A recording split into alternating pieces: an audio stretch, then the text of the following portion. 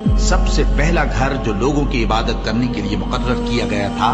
وہی ہے جو مکے میں ہے، بابرکت اور جہان والوں کے لیے موجب ہدایت۔ اس میں کھلی ہوئی نشانیاں ہیں، جن میں سے ایک ابراہیم کے کھڑے ہونے کی جگہ ہے۔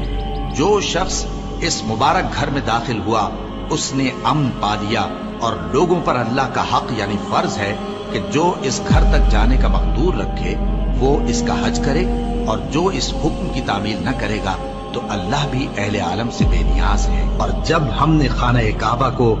لوگوں کے لیے جمع ہونے اور امن پانے کی جگہ مقرر کیا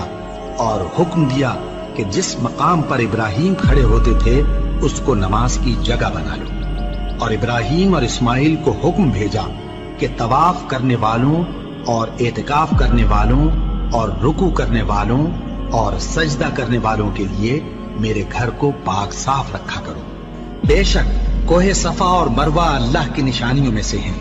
تو جو شخص خانہ کعبہ کا حج یا عمرہ کرے اس پر کچھ گناہ نہیں کہ دونوں کے درمیان چکر لگائے،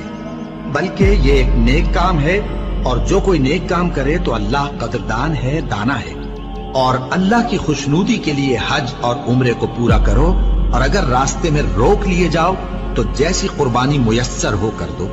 اور جب تک قربانی اپنے مقام پر نہ پہنچ جائے سر نہ منڈاؤ۔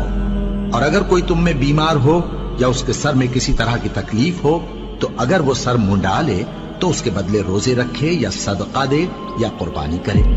پھر جب تکلیف دور ہو کر تم مطمئن ہو جاؤ تو جو تم میں حج کے وقت تک عمرے سے فائدہ اٹھانا چاہے وہ جیسی قربانی میسر ہو کرے، اور جس کو قربانی نہ ملے وہ 3 روزے ایام حج میں رکھے اور 7 جب واپس ہو، یہ پورے 10 ہوئے۔ یہ حکم اس شخص کے لیے ہے جس کے اہل و عیال مکے میں نہ رہتے ہوں۔ اور اللہ سے ڈرتے رہو اور جان رکھو کہ اللہ سخت عذاب دینے والا ہے۔ حج کے مہینے معین ہیں جو معلوم ہیں، تو جو شخص ان مہینوں میں حج کی نیت کر لے تو حج کے دنوں میں نہ عورتوں سے اختلاط کرے، نہ کوئی برا کام کرے اور نہ کسی سے جھگڑے، اور جو نیک کام تم کرو گے وہ اللہ کو معلوم ہو جائے گا۔ اور زاد راہ یعنی رستے کا خرچ ساتھ لے جاؤ، کیونکہ بہترین زاد راہ پرہیزگاری ہے۔ اور اے اہل عقل، مجھی سے ڈرتے رہو، اس کا تمہیں کچھ گناہ نہیں کہ حج کے دنوں میں بذریعہ تجارت اپنے پروردگار سے روزی طلب کرو۔